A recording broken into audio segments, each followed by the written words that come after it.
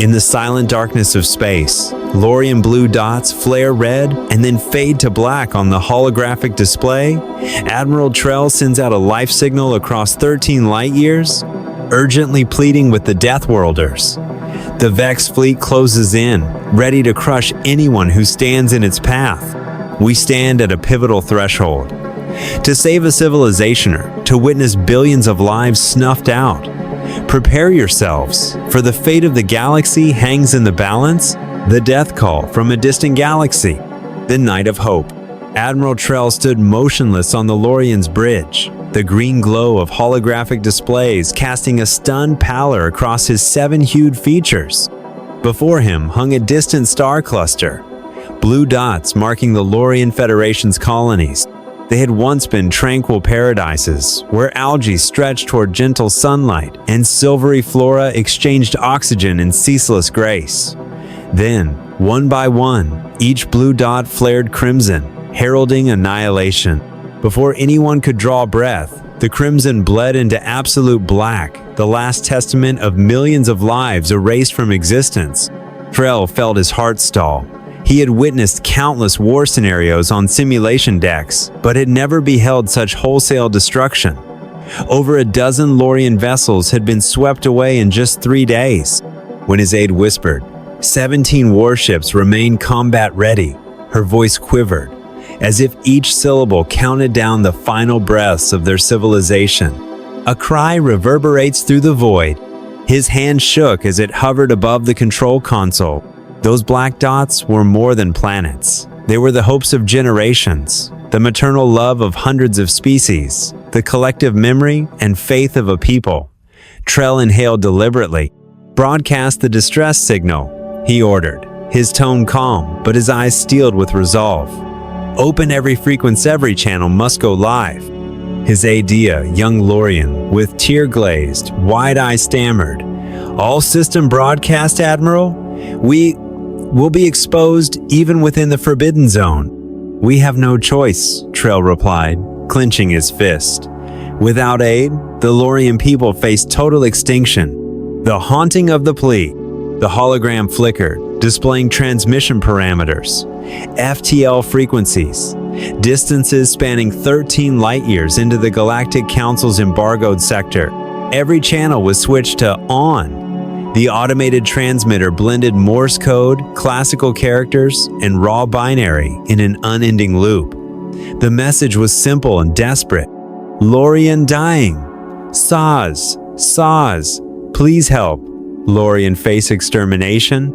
Silence stretched across the void, broken only by the crackle of radio waves through colossal antenna arrays. Faces of trust. 13 light-years away, that final signal reached Earth's Galactic Defense Station, Vigilancia Hub, where hundreds of engineers, technicians, and officers routinely monitored distant conflicts, but had never once received a direct plea for help. When Lieutenant Emma Parker spotted the anomalous waveform, not a routine satellite ping or scientific data packet, but a living cry for aid, she sounded the alarm to Captain Reed. On the station's bridge, red warning lights blinked urgently. Emma fed the transmission into the quantum rapid decode suite. As the algorithms churned, she frowned. "Sir, this is definitely artificial. The format isn't in our database." The fateful council. In the Galactic Security Council's main chamber, stark white illumination reflected off a steel-cold conference table, lending an austere air to the proceedings. 12 high-ranking delegates formed a perfect circle. They had heard endless reports of Deathworld systems, tales of mighty civilizations rising and falling, but Laurian's SOS marked an unprecedented juncture.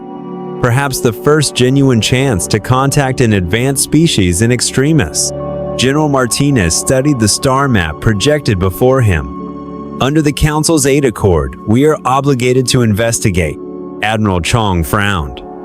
"Countless civilizations have stamped us Deathworlders and turned away. Why risk intervention now?" The President's envoy, a woman whose gaze burned with determination, spoke. "Humanity has dreamed of the stars for centuries. This may be our very first summons. How we answer could define our place in the galaxy. An irrevocable decision." Tension melted into collective resolve. Fleet Commander Jack Reynolds lifted his chin. Prepare our 5 finest vessels: Thunderchild, Defiance, Intrepid, Challenger, and Mercy. We'll prove that humanity knows not just how to fight, but how to protect. A steel-reinforced door thumped shut, sealing the Council's verdict. Every pair of eyes, from hardened generals to pragmatic engineers, fixed on an uncertain future. Beacon of hope or harbinger of danger, departure in silence. Dawn's first dewdrops still clung to Earth when, at Vigilance's launch bay, 5 majestic ships readied for departure. Launch lights danced across the gantries as final navigational plots were uploaded. Captain Maria Rice of the Thunderchild brushed her fingertips against a banner woven half blue for Laurian and half pristine white for Earth. She whispered to herself, "We journey not as conquerors, but as saviors." Below her, thrusters rumbled to life. The launch indicators flipped to go, and one by one, the 5 warships soared from their bays, bridging the gulf between Earth and that distant, dying world. Humanity's response: a historic decision. The alarm bell at Galactic Defense Station Vigilance, Lieutenant Emma Parker's shift change, unfolded beneath the eerie green glow of the station's touchscreen consoles. Surrounded by arrays of monitors displaying everything from deep space weather data to planetary survey feeds, she meticulously scanned hundreds of radio frequency plots. Suddenly, the main screen flickered as a recurring waveform pattern emerged, an FTL transmission unlike any protocol in the station's archive. Instantly, klaxons blared throughout the control module, and status lights snapped from standby to alert. Emma's pulse quickened as the shrill alarm reverberated in her ears. Drawing herself to full alertness, she keyed her microphone. "Captain Reed, I'm picking up an anomalous FTL signal. It appears artificial." With practiced urgency, she converted the raw waveform into a binary data stream and dispatched it to the secure analysis lab deep within the station. Meanwhile, she instructed the operations crew to brace for any contingency and to stand by system-wide, every sensor, every antenna, every communications channel primed for the unknown. Quantum analysis. Deep beneath the station's public decks, the quantum signal analysis vault hummed with supercooled servers. 12 synchronized quantum cores worked in concert, each one a marvel of entangled qubits capable of shattering data encryption and pattern matching at speeds inconceivable to classical systems. Within 47 seconds of blink by human standards, the apparatus had reconstructed the incoming FTL transmission, isolating it into 3 distinct encoding layers: classical Latin characters, Morse code bursts, and raw binary. The triple-tiered approach, originally designed for high-security interstellar banking, now parsed a message from the void. As the final decoding algorithm rendered the words "Distress Call, Laurian Federation" across multiple holographic displays, the lead engineer froze mid-keystroke. "This is no internal drill," she announced gravely. "The signal originates from the Arcturus star, System 13 light-years away." A hush fell over the quantum lab, as though the very air held its breath before an impending quake. Even the advanced cooling fan seemed to slow, the cool hum muted in the weight of that singular revelation. Emergency notification. Almost immediately, the station's automated protocols triggered the highest alert, known as Red Aid code. Encrypted briefings were dispatched instantly to Earth's Security Council, the Department of Defense, the Ministry of Foreign Affairs, and the Federal Galactic Commission. Captain Reed's resonant voice crackled through secure channels. "Transmit all received data to the respective military, diplomatic, and scientific authorities. I require a comprehensive summary within 30 minutes." On the bridge, Reed's chest decorated with the Legion of Gauls watched the data streams cascade across his monitors. Rows of tactical, diplomatic, and scientific readouts scrolled beneath his stern countenance. He understood the gravity. Never before had humanity directly received a plea for assistance from an extraterrestrial civilization. Every member of the command crew felt a tooth gravity of a historic inflection point, one that could rewrite humanity's future in the cosmic ledger. The historic council chamber. On the station's 5th level, a vast conference hall served as the nerve center for interagency deliberations. Walls of reinforced transparent alloy afforded a panoramic view of Earth's curve, veiled in the indigo glow of high-altitude auroras. Around a broad circular table sat 12 of the galaxy's most influential decision-makers, naval admirals, army generals, and a senior White House envoy, each exuding decades of disciplined bearing. Overhead luminescent panels bathed the room in cool white light, highlighting the weariness etched into their faces. Dominating the central display was a detailed star chart of the Arcturus sector, peppered with distance markers, velocity vectors, and annotations detailing the newly decoded distress signal. Before the Defense Secretary's seat lay a dossier labeled Operation Laurian Dawn. Silence reigned, broken only by the faint clicks of data terminals and the low hum of life support systems. It was a pregnant pause, as if the galaxy itself paused to witness Earth's resolution. General Martinez's argument?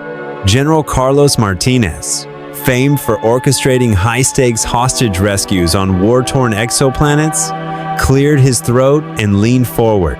Under the Galactic Aid Convention, he began, voice measured, any distress call from a peaceful civilization mandates our response. Statistical models indicate a 73% chance of forging a cooperation treaty if we act in good faith. More pertinent, NASA and the European Space Agency have already laid preliminary groundwork in fluorotechnology, research, and xenobiology collaborations. By answering this call, we stand to exchange advancements in environmental sensors and planetary rehabilitation. In return, the Laurian Federation could assist in refining our climate monitoring arrays and deep space life support systems. He tapped on the cost-mass analysis displayed before him. Considering our defense budget is only 1.2% of GDP, the deployment of 5 capital ships remains a sound investment. The long-term diplomatic and scientific dividends far outweigh the initial outlay. Admiral Chong's counterpoint. Admiral Li Wei-chong, commander of the Pacific Sector Fleet, furrowed his brow as he studied the Death Worlder classification files. Let us not forget, he cautioned evenly, that many civilizations have historically labeled us Death Worlders organisms bred in high-gravity, pathogen-rich environments. The potential for cross-contamination is significant. Laurian biota might introduce novel viruses to which human immunology is wholly naive, and the reverse is equally troubling. Worst-case scenario, an inadvertent biological weapon unleashed beyond containment. He referenced the station's biothreat database. The Laurians' immune systems could be decimated by common Earthborne bacteria. Conversely, our microbial flora might decimate their colonies. The biosafety protocols alone could eclipse any immediate benefits. His tone, though cautious, resonated with an unsettling possibility, a well-intentioned rescue turning into a planetary-scale pandemic. The tense debate. The room crackled with tension as Dr. Elena Martinez, Chief Foreign Policy Advisor, pressed her palms on the table. If we decline this call for help, if we cower behind caution, humanity's image across the galaxy will be one of cold indifference. Already, 48 nations and numerous NGOs have volunteered for this humanitarian effort. Our participation in Operation Laurian Dawn could pioneer a new era of multilateral diplomacy, elevating Earth's standing within the galactic community. Meanwhile, the finance governor drummed his fingers on the tabletop, his worry lines deepening.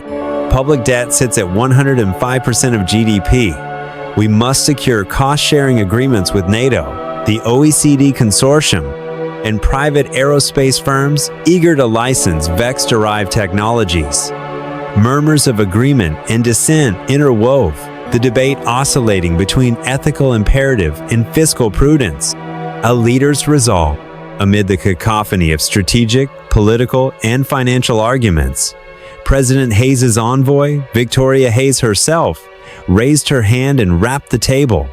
Instantly, the chamber fell silent. She spoke with unwavering clarity. This planet has survived pandemics, cold wars, and climate upheaval. Now, a cry for help from Arcturus arrives. We face two choices: retreat into fear, or seize this moment to prove our humanity. This is more than a military operation. It is our species' moral mission. Her words echoed through the hall like a clarion call. Behind her, a short film began a montage of past earthly relief missions under the United Nations banner. Disaster zones, refugee camps, medical deployments. The footage and her conviction stilled the room, reminding each participant that their decision would resonate far beyond any tactical blueprint. Reynolds' strategic briefing. Fleet Commander Jack Reynolds rose to address the assembled dignitaries. A holographic star map of the inner solar system and interstellar jump points materialized behind him. "Our route," he explained, sweeping a hand through the three-dimensional chart, "will commence at jump point K42, located on Jupiter's outer orbit. From there, the fleet will traverse Dead Zone 7 and unregulated expanse rife with micrometeoroid Stormstow, reach Arcturus in 3 successive FTL jumps, each lasting approximately 12 hours. Our projected transit speed is 0.8% of light speed, translating to a total journey time of roughly 8 terrestrial days after exiting jump space. The 5 vessels Thunderchild leading, followed by Defiance, Intrepid, Challenger, and Mercy will perform distinct roles. Thunderchild and Defiance for direct engagement, Intrepid for reconnaissance, Challenger for electronic warfare support, and Mercy as the dedicated medical and humanitarian platform. He paused, pointing to survival probability metrics. Based on asymmetric warfare simulations, our overall mission survival probability stands at 67%. These odds, while not guaranteed, reflect our best preparatory measures and the unity of purpose driving this expedition. Operational and logistical planning. Within the next 24 hours, the Logistics Directorate must finalize critical supply chain operations. These include loading compacted uranium billets for the nuclear ramjet drives, replenishing railgun munitions and high-energy plasma rounds, stocking advanced survival biokits, and topping off LI-OH scrubber reserves for life support systems. Concurrently, the engineers at Ceres Naval Shipyard have deployed a software patch integrating deep learning algorithms into the ship's AI cores to enable real-time analysis of potential VEX engagement patterns. Simultaneously, the squadron's psychological officers schedule mental resilience briefings for all 500 crew members, preparing them for the stresses of extended relativistic travel, potential combat, and first contact with an alien civilization in crisis. Morale and crew readiness. At the station's Naval Training Center, soldiers, flight officers, and support technicians undertook augmented reality simulations, replicating scenarios within the Laurian star clusters. Each exercise incorporated randomized variables, stellar storms, biological contaminants, and asymmetric enemy tactics. Psychologists monitored cortisol and dopamine levels through wearable biosensors, intervening as necessary to maintain optimal mental states. Gunnery Chief Sandra Kimveteran of the Belt War skirmishes addressed her squad. "We're not mere soldiers. We are Earth's ambassadors. Every decision at these consoles, every maneuver we undertake, carries the message. We come in peace, yet stand ready to defend life." Her steadfast confidence and lived experience galvanized her peers, forging a collective determination that transcended fear of the unknown. The departure ceremony. 1 hour before the launch sequence, the 5 vessels lay muted in their mooring silent steel behemoths poised for the jump. On Thunderchild's starboard balcony, Captain Maria Rice gazed at the Earthrise spilling over the station's horizon. A gentle synthetic breeze ruffled her hair as she clutched the dual flag insignia Laurian cobalt blending with Earth's pure white. The mission clock counted down. T100. Lowering her voice, she whispered, "When humanity's heartbeat synchronizes with the universe, we shall never be alone." At T-minus 30 seconds, warning sirens pulsed through the docks. Plasma conduits beneath each launch tube ignited in iridescent arcs. Crew straps clicked into place across the command chairs. eyes ablaze with resolve. The captains and their officers braced for the moment of acceleration. In that final instant, Captain Reed's command crackled through all comm channels. Maintain your resolve, history awaits us beyond that jump drive. And with that, the 5 ships flared into existence, hurtling toward Arcturus and mankind's most profound test yet. The Crimson Starfield, a fight for survival. Into the jump corridor, the 5 warships of Earth's reaction fleet, Thunderchild, Defiance, Intrepid, Challenger, and Mercy, surged into jump space in perfect synchrony. Outside their reinforced viewports, the normally inky black void rippled with streaks of blue-green light, as if a river of charged ions wound through an otherworldly expanse. On Thunderchild's bridge, Captain Maria Rice felt the subspace ripples beneath her boots, like the heartbeat of the galaxy itself. At the press of a lit control, the Alcubierre drive activated, bending spacetime into a localized warp bubble. The instrumentation flickered. Jump space entry confirmed. Velocity 0.82 c. Yet the crew instinctively knew that mere numbers could not capture what it felt like to cross into a realm where inside and outside dissolved. The air pressure in the command dome dipped imperceptibly, and an unnatural hush fell over the vessel. Every exhalation sounded like a drumbeat. The only audible cue came through the intercom in subdued tones. "Stay sharp!" Fingers hovered above weapon controls and manual overrides. Across the 5 bridges, eyes narrowed in anticipation. The jump corridor was a threshold into the unknown, and every soul aboard sensed that nothing afterward would be the same. The Phantom Pursuer. Barely 2 hours into their passage, Defiance's long-range sensor array pulsed with a new alarm. Unknown signature trailing at 1.2 c. On the holomap, a ghostly blur trailed the fleet's wake, a smear of subspace distortion, rippling with static. Lieutenant Arjun Malik's voice crackled over the comm. "Captain Rice, we're detecting a non-standard construct in our wake. It's cloaked in high-energy plasma, no known database match." Lightning fast, Maria keyed her headset. "Maintain a 100,000-kilometer buffer. Engage wide-spectrum LiDAR and neutrino detectors. Sweep every vector." Defiance rerouted all subspace probes into this phantom field. Each scan revealed fractal noise patterns, as though the object's outline warped itself to evade detection. The corridors of the ships echoed with the hum of emergency protocols being armed. Radar technicians, their faces bathed in neon phosphor, exchanged glances that conveyed stark resolve. They might face an unknown adversary before even reaching Elysium. Elysium orbit devastation. 8 days later, the fleet glided beyond the Arcturus sector's threshold. Before them spanned Elysium's orbit, a scene of utter desolation.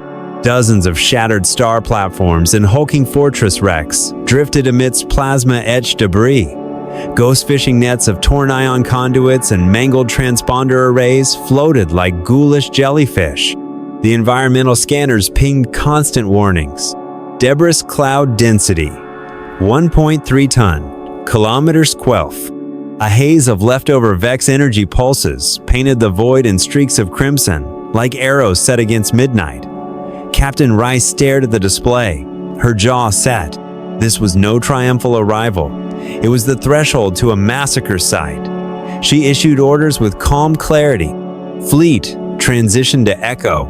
Alpha formation. Intrepid and Challenger, secure the flanks at 45, due for, port and starboard. Mercy, hold back 500 kilometers for medical support. One by one, the vessels shifted thrusters, sliding into battle posture. Shield grids hummed to life, kinetic dampers primed, and weapon capacitors began their silent charge. In that silent tableau, every crew member steeled themselves for the storm ahead. The opening salvo. Without warning, 27 Vex warships erupted from the tangle of wreckage like a swarm of deadly hornets. They arrayed themselves in a tri-layered arc formation, each line offset to maximize overlapping fields of fire. A metallic roar crackled over intercepted Vex communications. Unidentified vessels, vacate or be annihilated. Maria activated Thunderbird's nano translator. We respond to a lawful distress call under galactic convention. Cease hostilities immediately. Her words dissolved into the void. In response, Defiance's quad-barrel plasma cannons unleashed their first warning shots ribbons of magenta fire cutting through the darkness. Each bolt coalesced into an incandescent sphere that struck the Vex Vanguard, ripping open energy conduits. One cruiser fractured mid-hull, ripping into two flaming halves. The shockwave rippled across the formation, momentarily disorienting the Vex. That single volley marked dawn of an interstellar battle unlike any before. The Death Slingshot maneuver. Seizing the moment, Maria ordered Thunderchild into Elysium's gravity well. Utilizing the planet's Mason 0.3 times Earthshay executed a precise gravity slingshot. The ship swooped within a mere 0 kilometers of the atmosphere, banking hard, then flaring thrusters to hurl itself back toward the Vex flank at double entry speed. Within that vital window, Thunderchild's rail cannon batteries unleashed hypervelocity tungsten rounds at 0.6 C, targeting structural weak points pre-identified by Lieutenant Commander Foster's vulnerability analysis. Direct hit, Cruiser Alpha, 9 fractured. Confirmed split. The cruiser erupted in a tempest of superheated debris, an event that registered as a microquasar spike on orbital sensors. For a heartbeat, the bridges across the fleet erupted in whispered exultation. Yet even Triumph's heat cooled swiftly. Dozens of enemy vessels still awaited, eager to retaliate, jamming the enemy mine. As the Vex ranks reeled, Alex Foster initiated the specialized subspace jamming suite. By intercepting the Vex's shortwave command frequencies, his systems injected counterfeit navigational commands directly into their ship guidance AI. On Thunderchild's tactical display flashed. Comms intercepted, injecting false orders. Vex vessels began to converge on phantom grid coordinates 7X and 4Z, even as they drifted into lethal Omicron debris fields. Disoriented AI responses triggered erratic thruster burns. The once formidable enemy formation dissolved into chaos. Maria seized the moment. Focus fire on isolated clusters. Precision strikes only. Railguns and photon torpedoes honed in on stragglers. The Vex, robbed of cohesive defense, were systematically dismantled. The main battery barraged, with clusters of enemy vessels scattered. Intrepid, Challenger, and Defiance coordinated a synchronized barrage. Each ship's primary cannons cycled specialized armor-piercing projectiles, each slug tipped with microfusion charges. Firing at 0.6 C, these rounds punched through layered plasteel, igniting internal fuel stores. On Defiance, Captain Jason Lee monitored strike metrics in real time. 3 Vex vessels obliterated. Shield integrity, 92%. Ready next volley. Every explosion rippled outward, destabilizing adjacent ships. A Vex destroyer's reactor vent shattered, detonating in a plume of cobalt violet flames. For each ship lost, the remaining vessels flinched, the dread of vulnerability unmasked in their sensor logs. The behind the flagship ambush. While Thunderchild and Defiance held the vanguard, Defiance slipped into the ionized wake of a fragmented Elysium satellite's high radiation field, cloaking her thermal and EM signatures. With all non-essential systems powered down, Lieutenant Commander Lee engaged silent running mode. As the Vex flagship pivoted to target Thunderchild, Defiance surged from concealment, unleashing a precision shot at the enemy dreadnought's primary thruster cluster. Propulsion failure detected. Velocity dropping to 0.2 C. The enemy flagship convulsed as internal stabilization systems overrode. Warning lights pulsed crimson throughout its command atrium. A hull breach tore open, exposing control nodes to vacuum. For a moment, the Vex warlord's cry of rage echoed across subspace, then was extinguished. Shields of life and the line of survival. As the battle raged, Mercy wove between support vessels, her tractor beams plucking escape pods from the wreckage field. Med teams rushed survivors Vex and Laurian quarantine and triage bays. On Thunderchild's status board, Maria watched shield metrics closely. Fleet shield steady at 67%. Maxwell coil stability, 85%. She knew one more concentrated strike could breach their defenses. But the cost of retreat was unacceptable. Every living being aboard, friend or foe, deserved sanctuary. With grim resolve, she issued the final directive. All ships, converge on remaining target clusters. No quarter, a mechanical warscape. Behind the surviving, Vex warships lay an expanse crowded with drifting wreckages hards of titanium plating, severed power conduits, and floating fuel canisters. Defiance's railgun pylons sliced through flotsam, sending arcs of violet plasma arcing against the void. Sensor feeds flagged multiple critical collisions. Warning, collision imminent for Vex. 24. Each detonation sounded like thunder, magnified in the hull's resonant chambers. The bridge crew blinked against the glow of emergency lights, their reflexes honed by hours of simulators. Even as the wreckage churned, the Vex's final remnants pressed their assaults, seeking any advantage. But momentum had shifted irrevocably. The final counterstrike, 7 battered Vex vessels down from 27 coalesced in a last-ditch defensive ring. Maria's voice cut through the tension. On my mark, 3, 2, 1, fire. Simultaneously, every railgun and photon torpedo launcher lit up. The concentrated fuselage shattered the enemy's ring in seconds. A cascade of molten metal and flame blossomed as each ship ruptured. The final echo of Vex combat chatter faded into static. Then, an unnatural stillness fell, broken only by the hum of thrusters, bringing the Earth fleet to hover.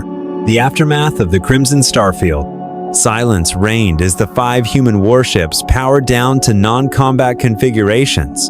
Captain Rice stood before the viewport, gazing at the crimson streaked starfield, a haunting mosaic of shattered hulls and drifting debris. She placed a hand on Chief Planner Harris's shoulder. We've won this fight, but the war is just beginning. Across every bridge, battered crews exchanged solemn nods. They had survived jump space distortions, repelled a ruthless foe, and upheld humanity's highest principles by saving lives amid chaos. Yet the true test awaited, descending to Elysium's surface, rescuing the desperate Laurian survivors, and forging an alliance from the ashes of conflict.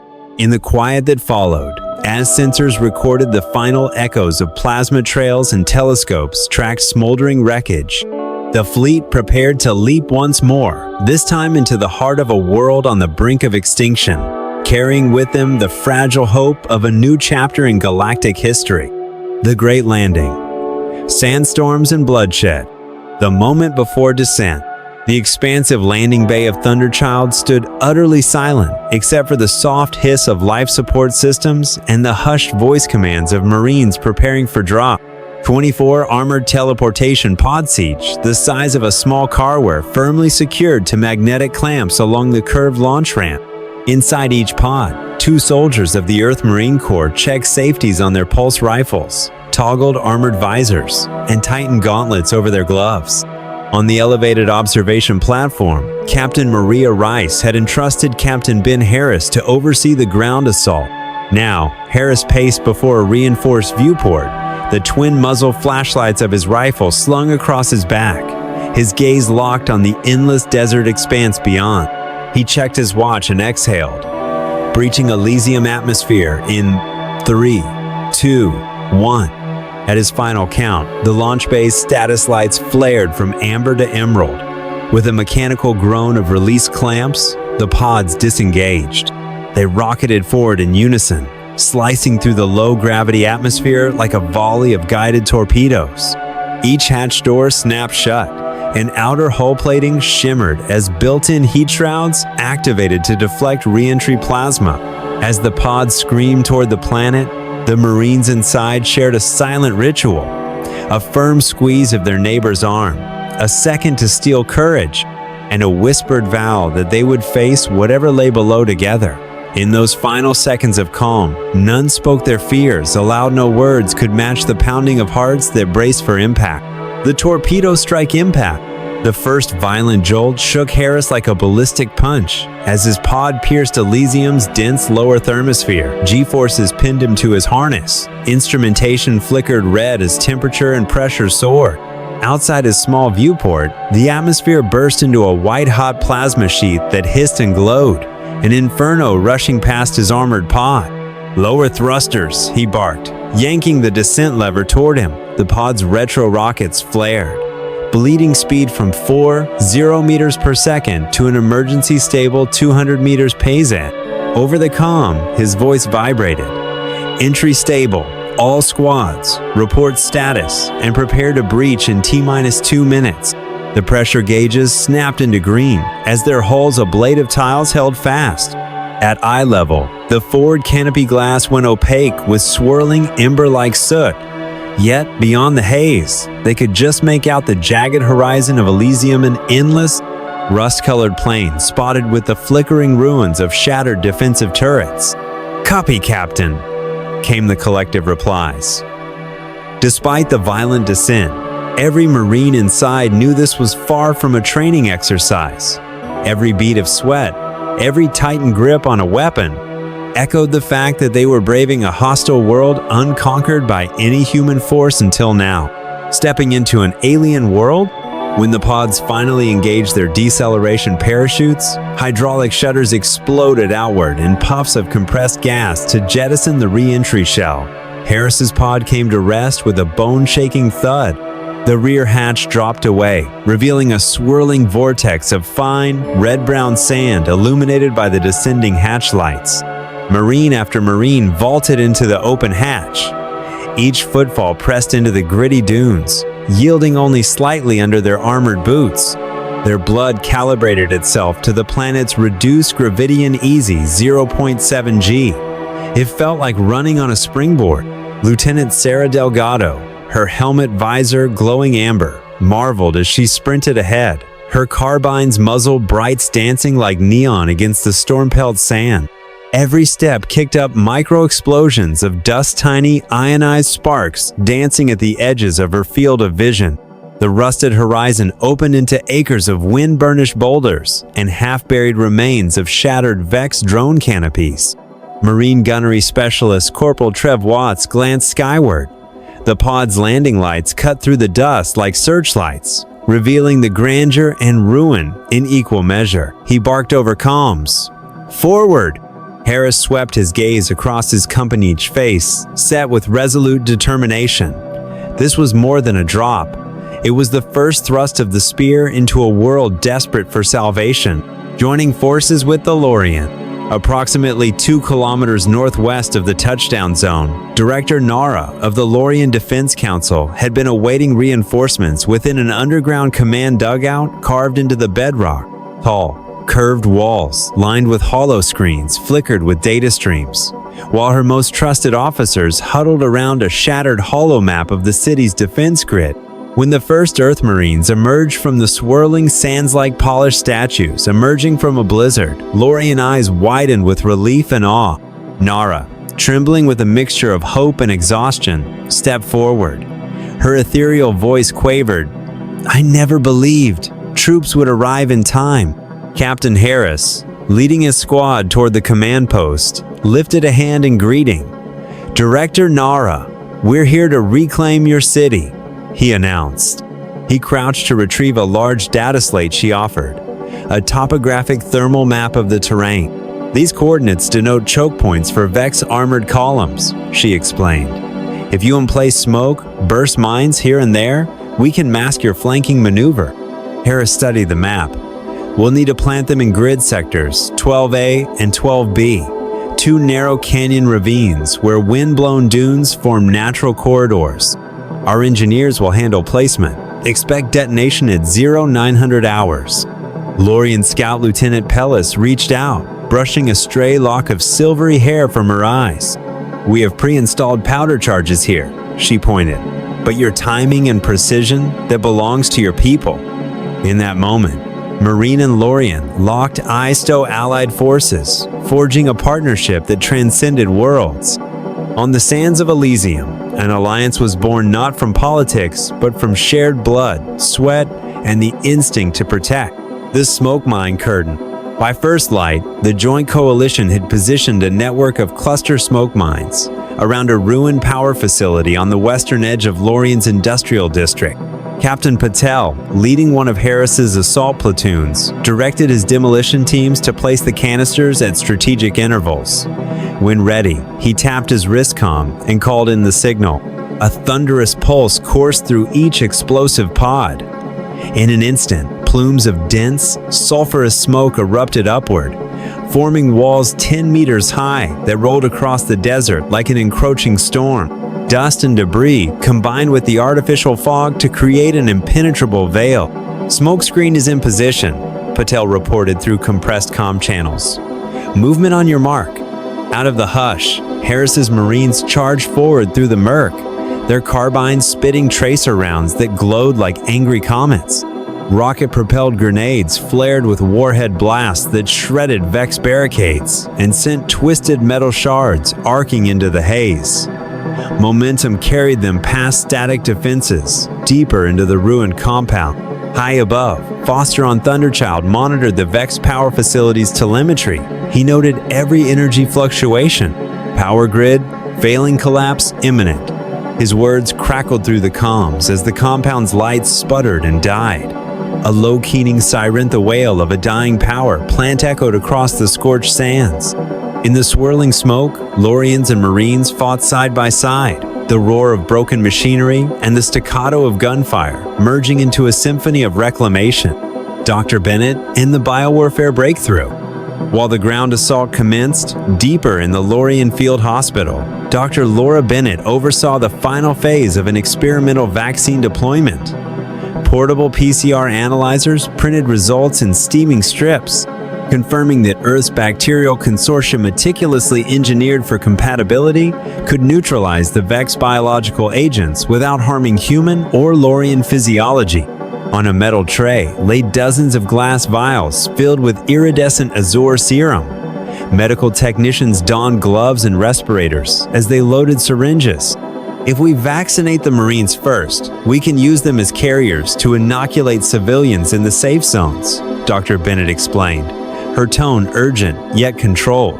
A captured Vex pilot, only semi-conscious and still clad in sleek cerametal armor, was presented. Trembling, Bennett injected the serum into his exposed forearm. Within minutes, she monitored his vital signs.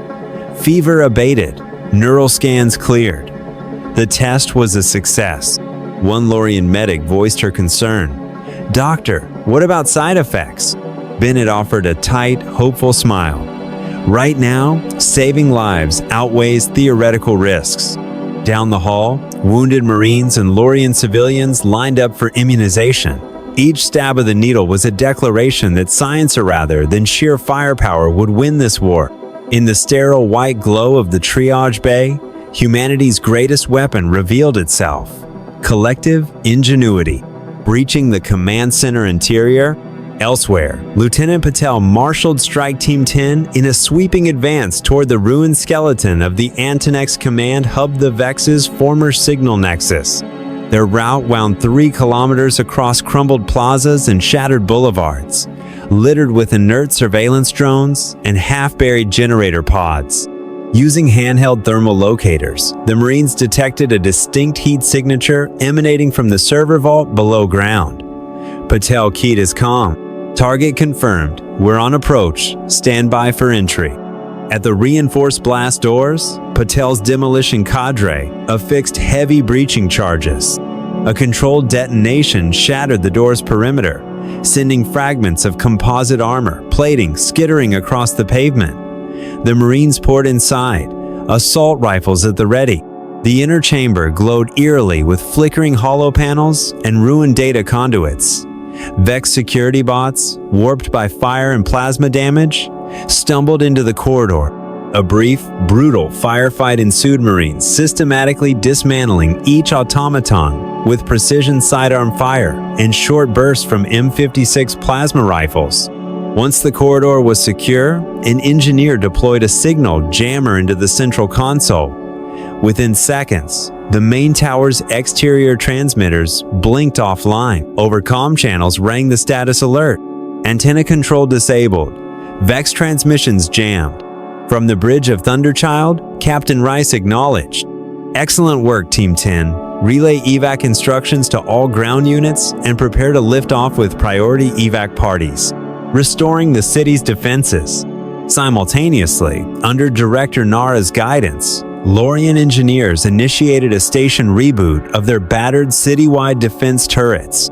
Cranes lifted disabled Skyfire platforms, long-range anti-air laser sand roused them back to operational status.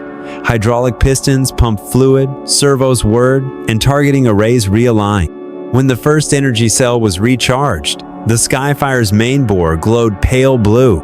In a coordinated volley, they unleashed synchronized pulses that incinerated the last Vex straggler drone attempting to dive bomb the landing zone. Captain Harris coordinated with Nara's liaison team. Push East Corridor now. Sweep for any survivors or enemy nests. Marine mortar crews lobbed smoke and stun rounds to flush out remaining pockets of resistance. The tranquil hum of rebuilt turrets provided a rhythmic backdrop to the thunder of rocket salvos, forging a new defensive perimeter for Laurian citizens streaming into makeshift shelters. Nightfall duel under the Vex moon. As Elysium's twin moonsa, smaller blood orange satellite, and a pale crystalline orb rose over the jagged mountains of Crystal Ridge, the battlefield slipped into Stygian darkness. Marine squads switched to night vision visors, their weapons fitted with infrared illuminators casting an eerie cyan glow. The final Vex exosuit battalion, massive mechanical infantry bristling with plasma emitters, launched a desperate counterattack. Their forms glimmered like monstrous shadows moving across the dunes. Harris tapped his comm. All units, silent approach, switched to suppressed weapons. In the velvet black, the Marines crept forward as ghostly shapeslipping between sand dunes, striking with silenced carbines, then melting back into the dark. Patel led a flanking maneuver, using nanotech blades to sever hydraulic lines on exoskeleton limbs, collapsing the hulking suits into inert heaps. A final cry from the last Vex soldier resonated, and then silence reclaimed the night. The crossroads of the field hospital. Back at the triage hub adjacent to the command center, Dr. Bennett and her Laurian counterparts wove in and out between rows of cots. The wounded Laurian refugees and captive Vex engineers alike received plasma-infused bandages and antitoxic serums. Each life saved was a testament to collaboration under fire. A young Laurian mother pressed a trembling child to her chest, tears staining her dusty cheeks. A Marine medic handed them water rations and comfort rations protein bars enriched with electrolytes. Bennett paused, offering a gentle reassurance. Today was won by compassion and science together. The wounded pilot who had received the experimental vaccine now sat up, blinking in confusion at human and Laurian faces lined with equal measures of fatigue and triumph. He managed a weak nod before drifting into a restful slumber. Storming the last fortress. At dawn's first light, squads regrouped to assault the final stronghold perched atop a crumbling viaduct, the Antonex Observation Tower, the Vex's last command bastion. They deployed compact EMP grenades that overloaded shielding conduits, neutralizing auto turrets without carnage. Marines used grappling hooks to scale the shattered stairwells, only to be met by handfuls of Vex troopers in heavy riot armor. The close-quarters fight was brutal, kinetic blades carving through composite plating, while Mini 56 pistols spat purple bursts of superheated plasma. Within minutes, the tower's main observation pod was secured. A communications engineer plugged a data module into the tower's nerve center. On the hologrid, the entire city block lit up in restored power. Streetlights blinked on, force field barriers re-energized, and turret arrays aligned. Over the comms, Director Nara sighed with relief. Antonex secure, defensive grid at full readiness. The echoes of Allied triumph. From orbit, Thunderchild's bridge lit up with congratulatory messages. Captain Rice allowed herself a rare, proud smile. She tapped her console. Surface units, stand down offensive ops. begin humanitarian evac, and coordinate Laurians for post-action cleanup. Director Nara's reply came through the secure feed. All Laurian divisions mobilized. We will restore critical infrastructure and distribute medical supplies immediately. Below, on the reddened sands, they witnessed the first Mercy shuttles lowering emergency supplies. Water purifiers, nutrient packs, portable shelters. Children cried as they embraced blue uniformed medics. The elderly wept as first responders led them towards safety. In a clearing beside the newly lit defensive turret, Harris and Nara met once more. He placed the Earth-Laurian Alliance banner, a woven emblem, capturing both their flags into her hands. She draped it about her shoulders, tears gleaming in the morning sun. Finally, Captain Rice spoke from her command uplink. Today, we prove that even in the crucible of war, our shared humanity triumphs. Elysium will bloom again. As the twin suns climbed higher, flooding the desert in rose and gold, the alliance of Earth's Marines and the Laurian Federation stood together on the battered Dunesa living monument to sacrifice, science, and solidarity. Though the battle for Elysium had been written in blood and sand, the true victory lay in hope reborn, and the promise that two worlds, once strangers, would rise in unity under the crimson starfield they had reclaimed. Allied dawn, a new beginning.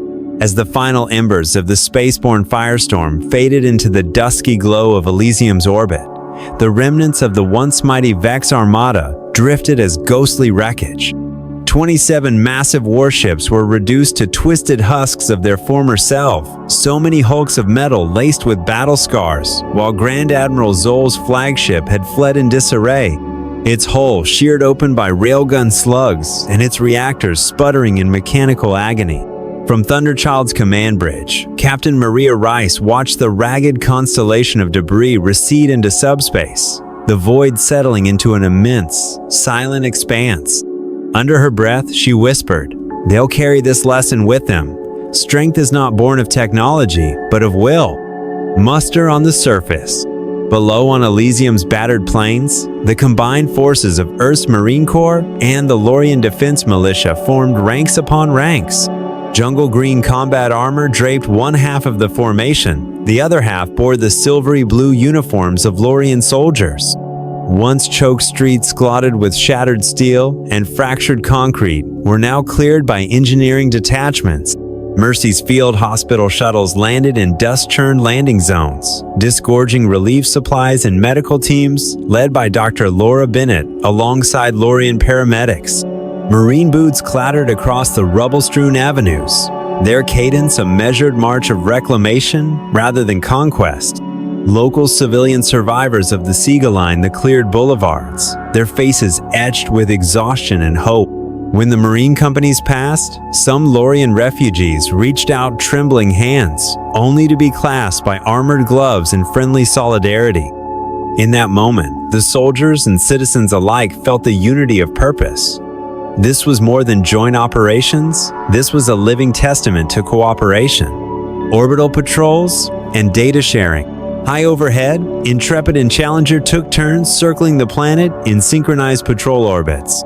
Their sensor arrays swept the upper atmosphere, measuring residual plasma flares and scanning for lingering biological traces of the Vex. Reports streamed in real time to Thunderchild, where Captain Rice monitored environmental parameters and shield degradation analysis. Twice, she intercepted transmissions from the Laurian survey vessel Explorer, which had been assigned to collect the black boxes from shattered cruisers.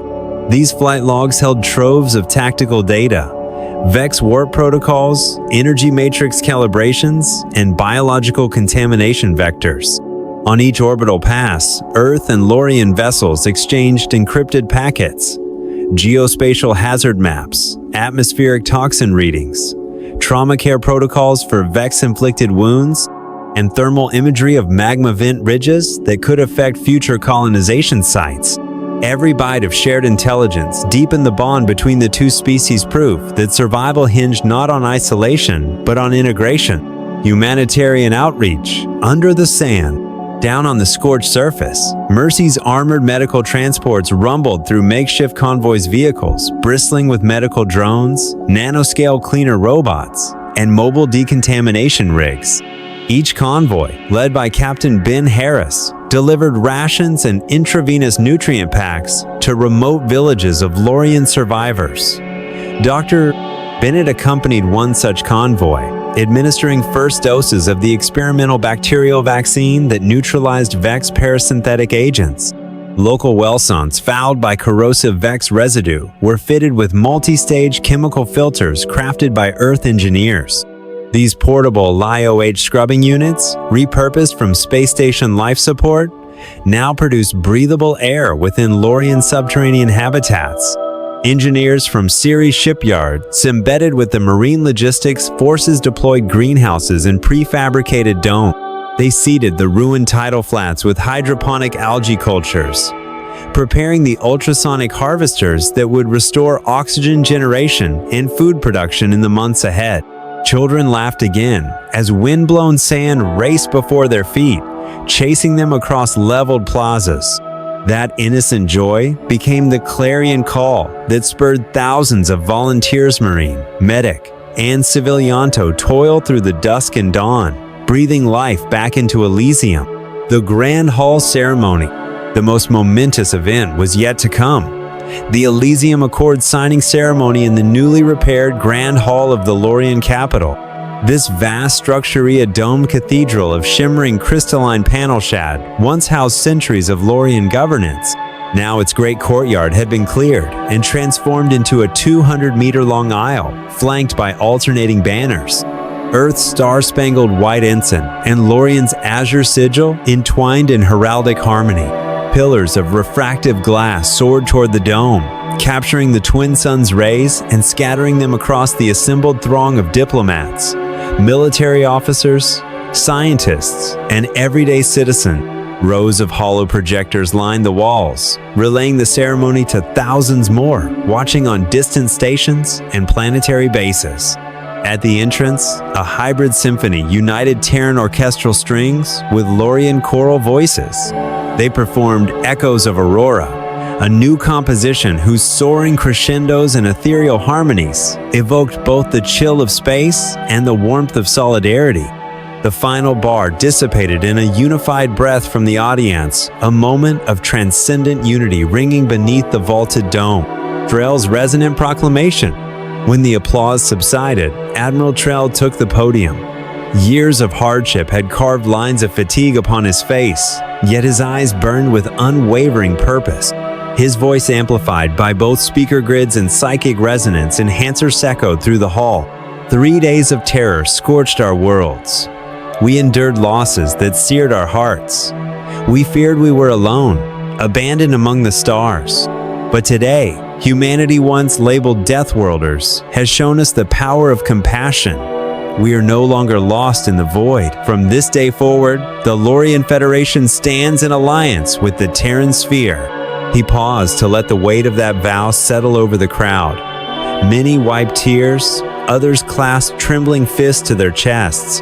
The official text of the Elysium Alliance Treaty was then unfurled, 15 articles spanning military support, scientific collaboration, humanitarian aid, and cultural exchange. Reynolds, on behalf of Earth. Next, Fleet Commander Jack Reynolds strode forward. His uniform bore the ink-black scorch mark from a direct hit he had survived months earlier. He addressed the assembly with firm resolve. We did not come as conquerors, but as friends. Our weapons proved decisive, but it is our shared values, respect, responsibility, and mutual trust that forged this bond. Let no one mistake this alliance for mere convenience. We stand together to safeguard not just territory, but hope itself.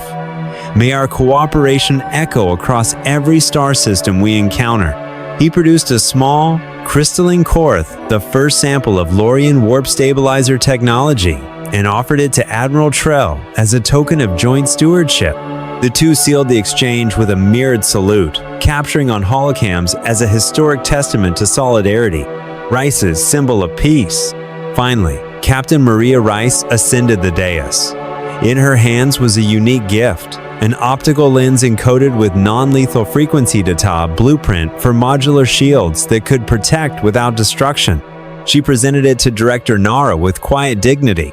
"Firepower can destroy worlds," Maria declared, "but only the human heart can build them. May this symbol remind us that our alliance is founded on life, not death." Her succinct words struck a chord. The hall erupted in thunderous applause once more, sealing the covenant with echoes of hope. The signing and the handclasp. A long ceremonial table was wheeled into place. Representatives from both civilizations came forward, poised with styluses bored from meteoric alloy. One by one, they signed the glowing treaty interface.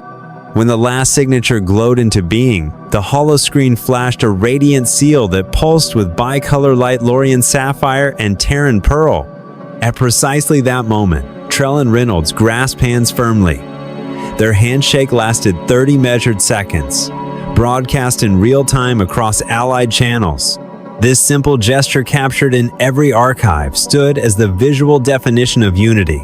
Two peoples bridging the gulf of species and strife to forge a shared future. From ceremony to collaboration. Immediately following the treaty's ratification, preliminary programs kicked into high gear under the banner Patrol Alliance. Training facilities were established in Elysium's reclaimed aerodrome. Earth tacticians instructed Laurian cadets in combat marksmanship, close quarters tactics under reduced gravity, and maintenance of railgun and plasma systems.